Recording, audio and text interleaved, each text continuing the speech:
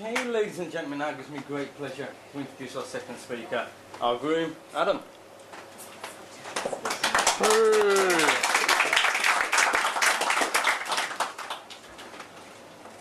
Thank you very much.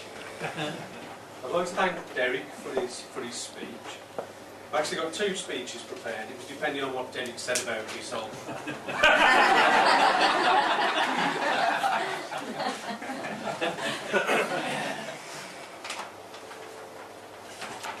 Ladies and gentlemen, friends and family, I'd like to start off by thanking everybody for being here and sharing this day with Jennifer and myself today.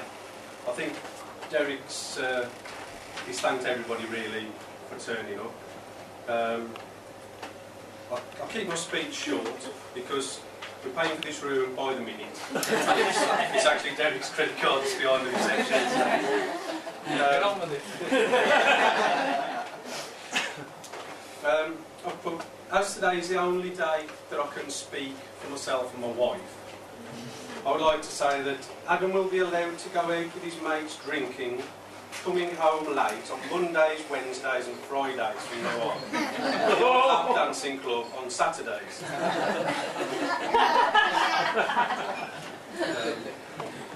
And also, I think it's the only time in my life from now on that I'm going to be able to speak with my wife and my mother-in-law in the room. So it makes absolute sense. And it's also, I believe, an unwritten rule at weddings that no one should look as beautiful as the bride and as handsome as the groom. So I'd like to thank my Uncle Stan for really taking that to do. And the photographer did say she had problems, but she can blank you out a bit.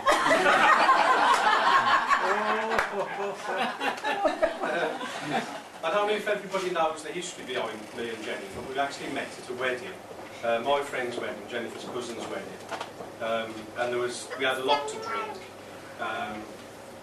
We finished the party. I went up to my room.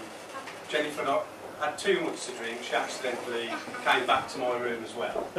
And being the gentleman that I am, I escorted her down to breakfast the next morning. That's how it all began.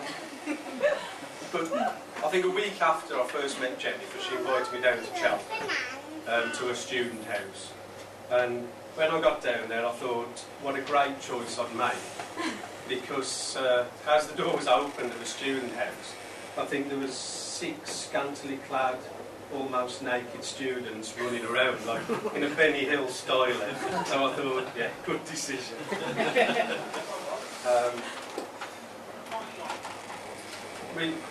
Skipping on 10 years, because I don't know if you know, me and Jennifer have been together for a few years, but skipping on 10 years from there,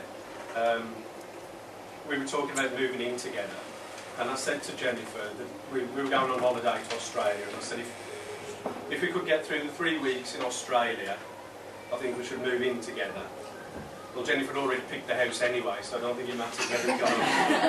But we did get on, like 2 dogs chained together, didn't we?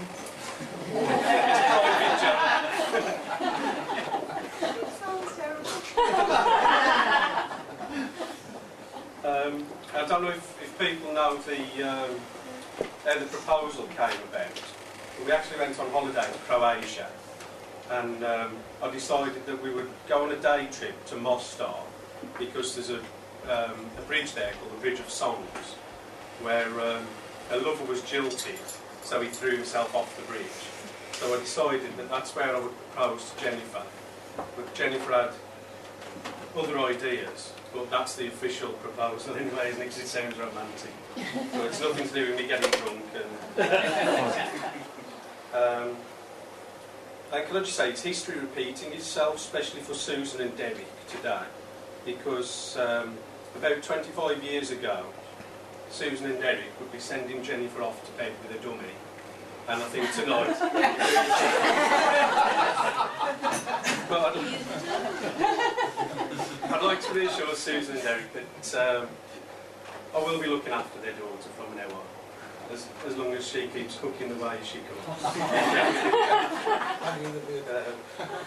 Well, on behalf of my wife and myself, I'd like to thank Susan and Derek for all the help they've given us in planning the wedding, helping us out when we come down to the church in Stone Manor, but especially to thank Susan for feeding me when I come down this way, and I especially like that.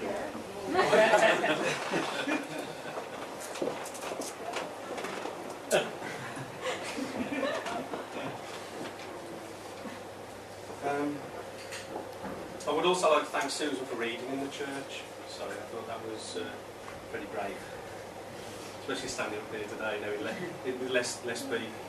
But I'd like to just present Susan with a present that we've got.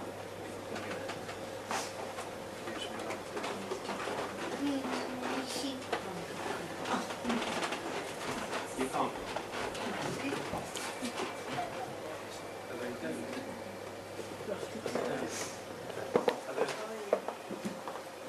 What have you done there?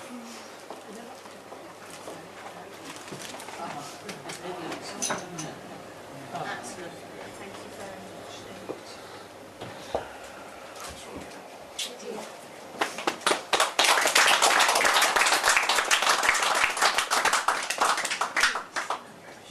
I would also like to thank my mum and dad for being there when I've needed them for money. And I know they thought they've got rid of me a few times, but we seem to keep coming back. But I think this time, we've got rid of me for good.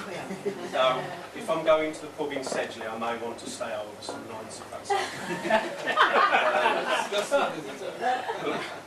I would like to thank my mum and dad for always pointing me in the right direction. Mostly into woods, across the common, down the dual carriageway, just before they got in the car and drove off in the opposite direction. But it's my mum and dad who have made me what I am today. So thank you for that. So shout at them, not me.